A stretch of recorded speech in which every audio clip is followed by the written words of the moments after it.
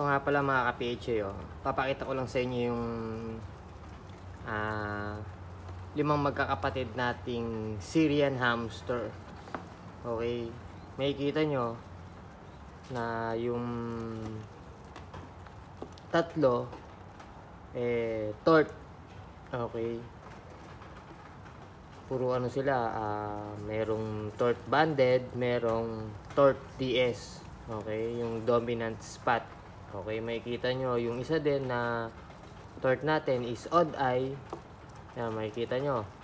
Okay, ito pakita natin. Ayan, makikita nyo yung isang mata niya pula at yung isang mata niya kulay itim. Okay, ayan, makikita nyo. O, diba? Itim yung isang mata niya. Ayan, makikita nyo, itim, pula. Ayan, o. Ngayon, etong ano natin na to, mutation ng Syrian na to, ito yung bali lahi ito nung mutation to nung yung naglalabas ng ng pinakamataas na nila na mutation, yung halos nagiging 4 yung kulay nila.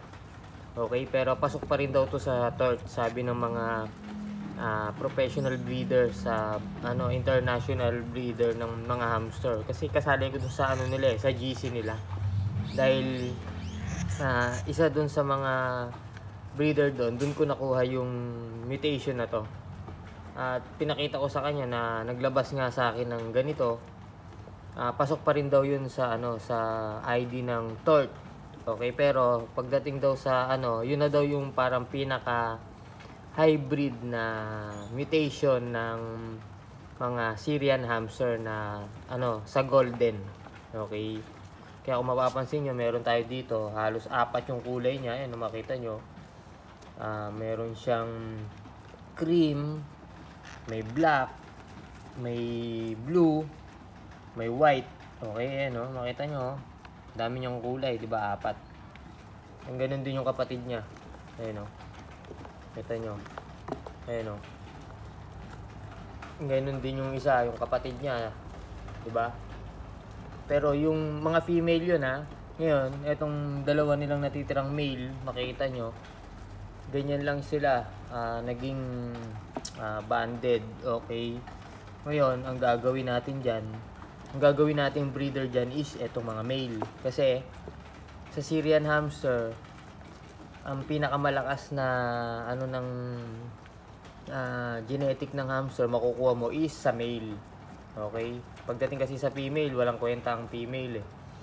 Mahina ang genetic ng ng female pagdating sa mga Kaya ngayon, ayan, pinakita ko lang yung 5 magkakapatid. Halos makita nyo, puro mga yung anak nila, diba? Yung parents nito, yung mga anak niya, yan, nakita nyo, puro mga high mutation ng Syrian hamster. Ayan, makita nyo, diba? So yan, mga ka-PHA, pinlex lang natin na ganyan yung quality breed. Okay, hindi kasi tayo bumibili ng maramihan, 'di ba? Para lang magpasikat, may pakita na marami tayong hamster. Okay, tayo kasi nagbi-breed. Okay, hindi bumibili para lang may maipakitang marami, may mapakitang maibenta ng marami, 'di ba? Yung mga ganung sistema, hanggang pasikat lang 'yun. 'Di ba? Tayo kasi tinitingnan natin yung mga ng mutation ng hamster, yung mga quality ng hamster. Kaya makikita nyo talagang yung mga natin solid. So yun lang mga ka-PHA.